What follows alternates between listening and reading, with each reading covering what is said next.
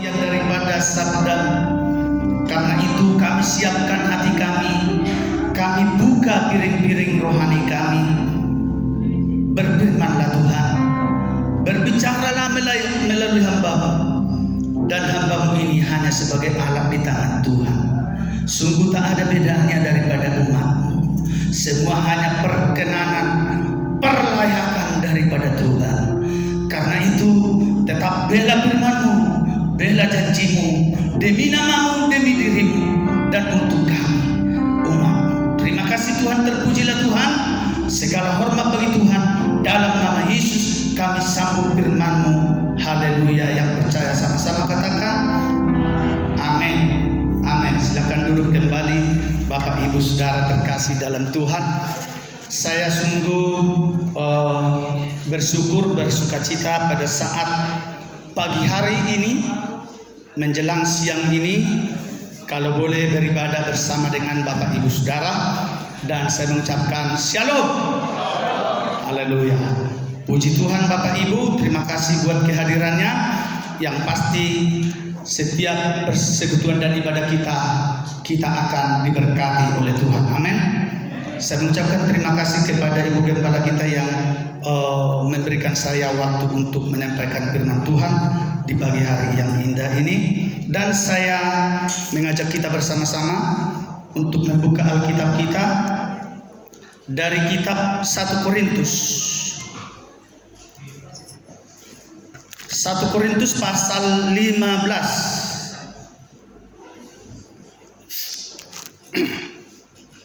1 Korintus pasal 15 ayat 3 sampai dengan 4. Saya mengajak kita bersama-sama membaca ayat firman Tuhan ini setelah hitungan yang ketiga. Sekali lagi 1 Korintus pasal 15 ayat 3 sampai 4. Sama-sama kita membacanya. 1, 2, ya. Sebab yang sangat penting telah kusampaikan kepadamu, yaitu apa yang telah kuterima sendiri, ialah bahwa Kristus telah mati karena dosa-dosa kita sesuai dengan kitab suci, bahwa Ia telah dikuburkan, dan bahwa Ia telah dibangkitkan pada hari yang ketiga sesuai dengan kitab suci. Puji nama Tuhan, berbahagialah orang yang mendengar, merenungkan serta melakukan firman Tuhan. Nah Bapak Ibu, melalui nats firman Tuhan yang baru kita baca ini, saya membagikan kita sebuah tema, yaitu mengapa Yesus mati. Mengapa Yesus mati? Bapak Ibu Saudara, menjadi perbincangan yang tidak ada putus-putusnya. Menjadi pertanyaan yang tidak ada habis-habisnya dari kalangan non-Kristen yang berusaha untuk menyerang kita umat Kristen. Ya, kok Tuhan bisa mati? Nah ini, saudara. Bahkan saat penyaliban Tuhan Yesus sendiri, orang yang disalib bersama dia, itu penjahat itu yang di sebelah kirinya, justru bertanya yang sama. Kok orang lain bisa kamu selamatkan, tapi dirimu tidak bisa kau selamatkan? Kata penjahat di sebelah kirinya. Dan sampai saat ini saudara, itu tetap menjadi pertanyaan besar bagi dunia. Bahkan mungkin orang Kristen sendiri mungkin masih bertanya-tanya sebahagian.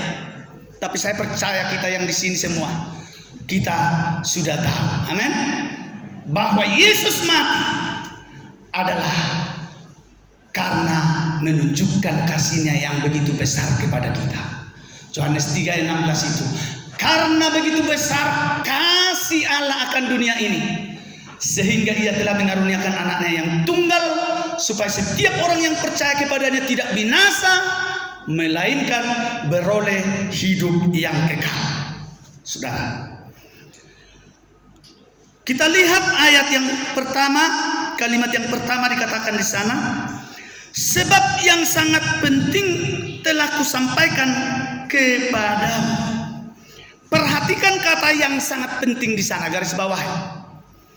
Yang sangat penting, saudara, sangat penting itu dalam bahasa Yunani itu disebut dengan polisemantiko.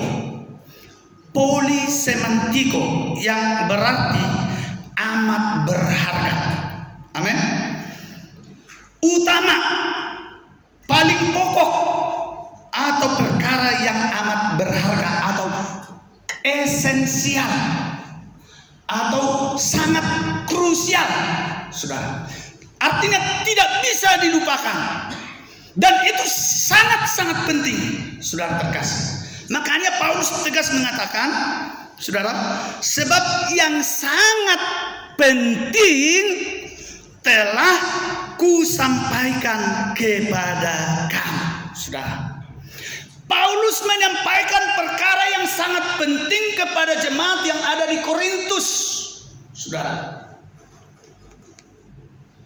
Jadi yang telah disampaikan oleh Paulus kepada jemaat Korintus itu bukanlah perkara yang sepele, bukan perkara biasa-biasa, bukan perkara yang rendahan, tapi perkara yang sangat krusial, perkara yang sangat penting sekali, saudara.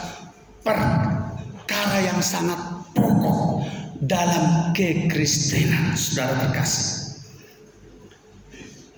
Jadi perkara pokok inilah yang akan membuat kekristenan kita menjadi kuat dan kokoh, saudara terkasih. Yaitu tentang apa yang disampaikan oleh Paulus? Perkara yang sangat penting apa yang disampaikan Paulus kepada jemaat Korintus adalah mengenai dasar keimanan. Ya, tentang keimanan kekristenan, tentang keimanan kita kepada Tuhan. Paulus sampaikan kepada jemaat di Korintus. Selanjutnya dikatakan di sana, yaitu apa yang telah kuterima sendiri. Jadi Paulus menyampaikan bukan yang diterima oleh orang lain, bukan yang dibeli oleh orang lain, tapi Paulus menyampaikan kepada jemaat Korintus apa yang telah diterimanya, apa yang telah dialaminya, apa yang telah diyakininya. Itulah yang disampaikan Paulus kepada jemaat di Korintus, bahwa Paulus dengan pasti mengetahui secara benar mengapa Yesus harus mati.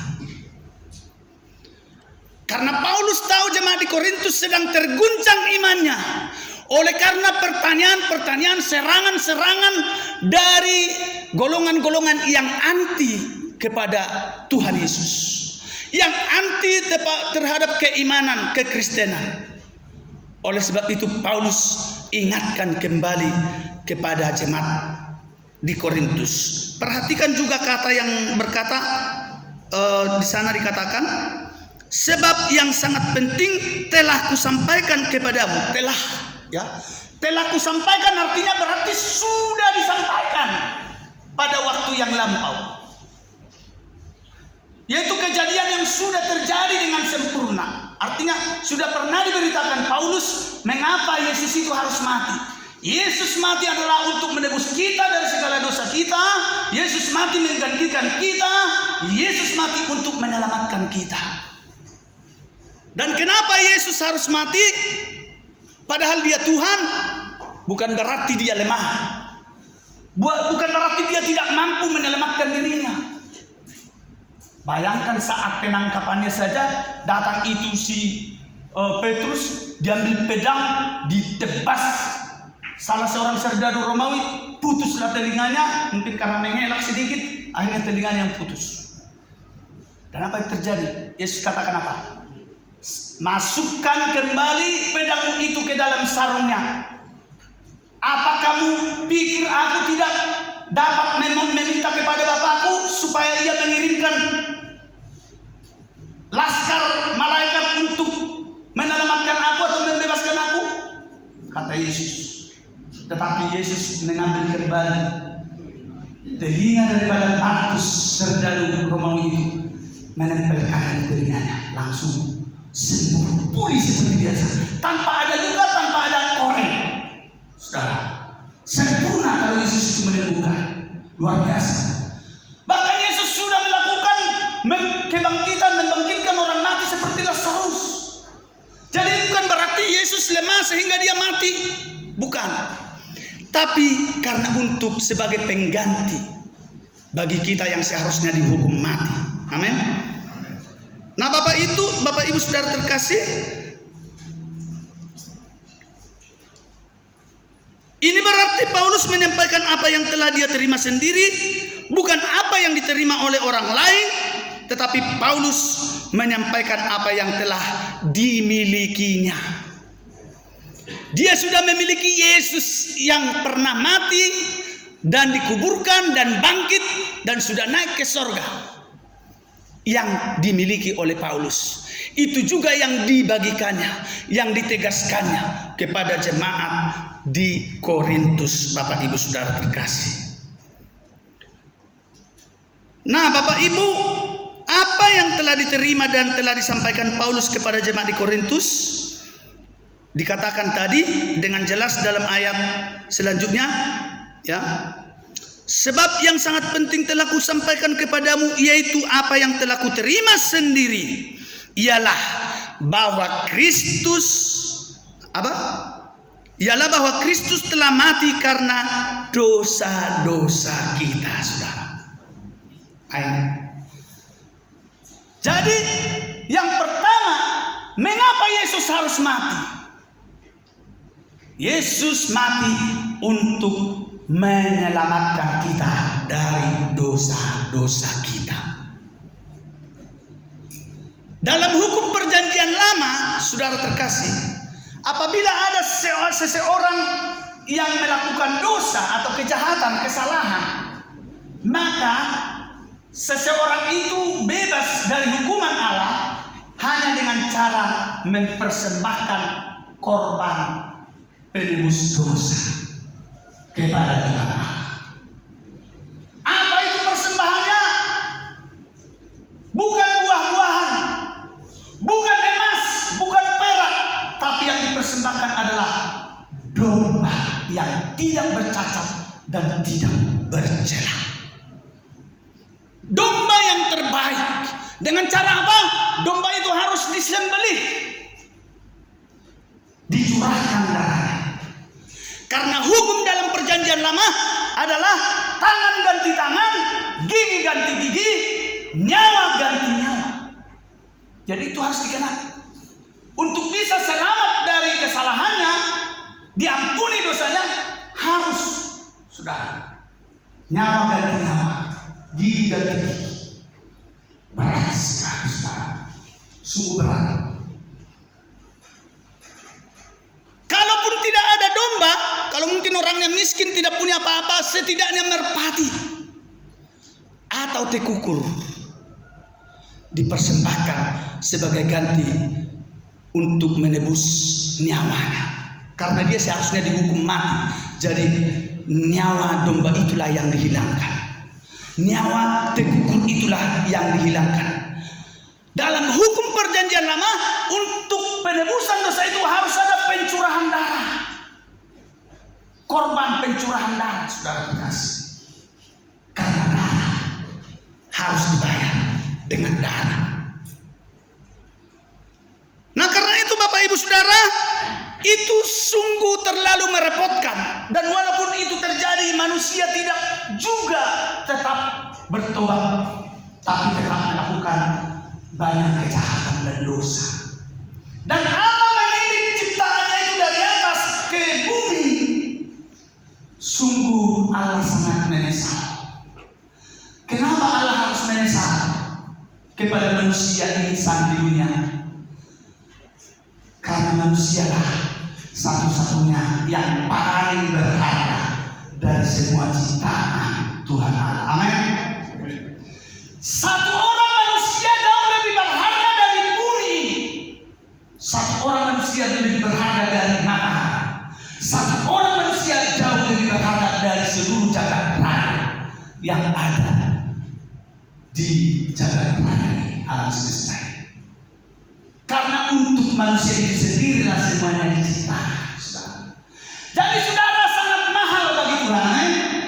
Saudara sangat berharga bagi Tuhan.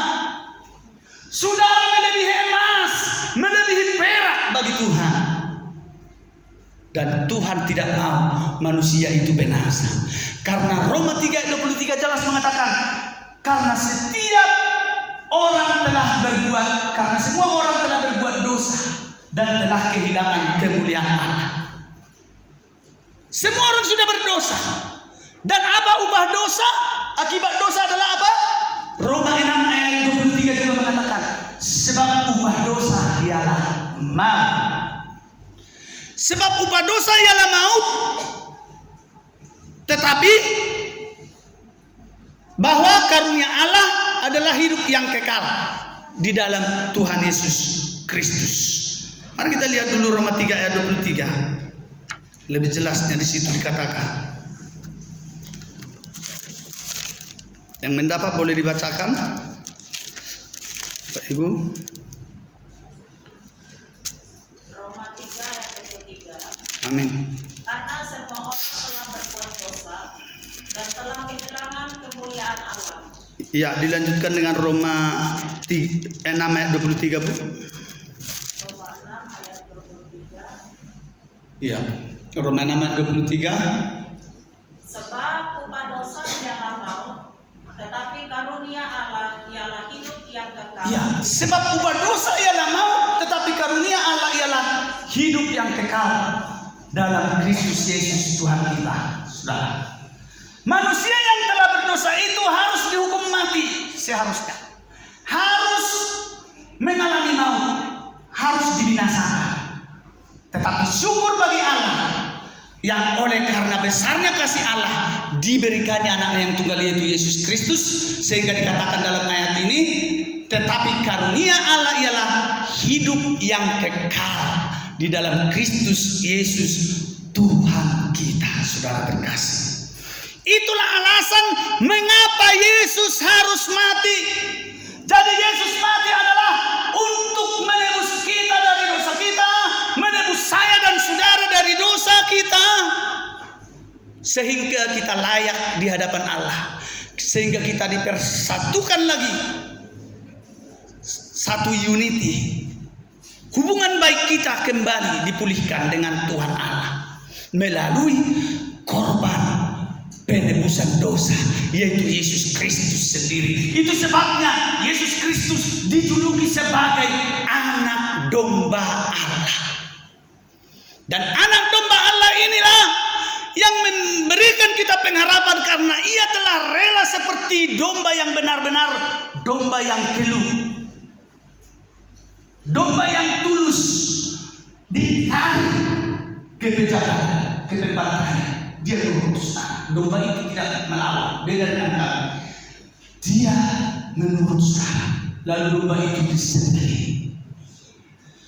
Yesus disiksa, Yesus disalibkan, mahkota duri ditaruh di atas kepalanya, dan dia mati untuk saudara dan saya.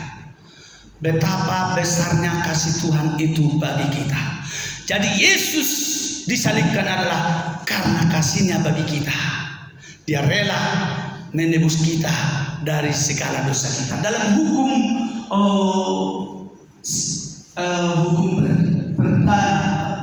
pada zaman dahulu, tahanan itu bisa ditebus. Bahkan sekarang juga kan, seperti perang Israel itu, tentara Israel itu saking berharganya, satu tentara Israel itu ditebus dengan 200 orang, bahkan kadang diminta oleh Hamas 1000 orang, ya, tahanan dari Palestina yang dibebaskan oleh Israel.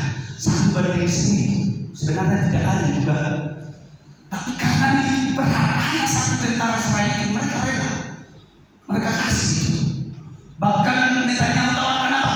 Akan kasih sekian juta dolar, ya, untuk menebus tebusan dari satu tentara. Lebih daripada itulah pengorbanan Yesus bagi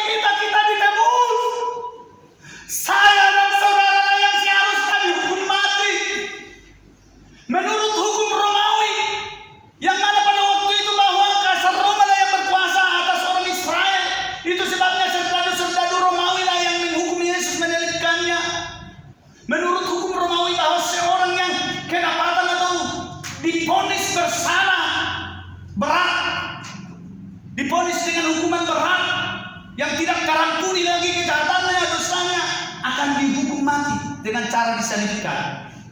Makanya bukan hanya Yesus yang disalibkan, penjahat lain juga, saudara. Penjahat lain juga disalibkan di kiri dan kanannya, saudara.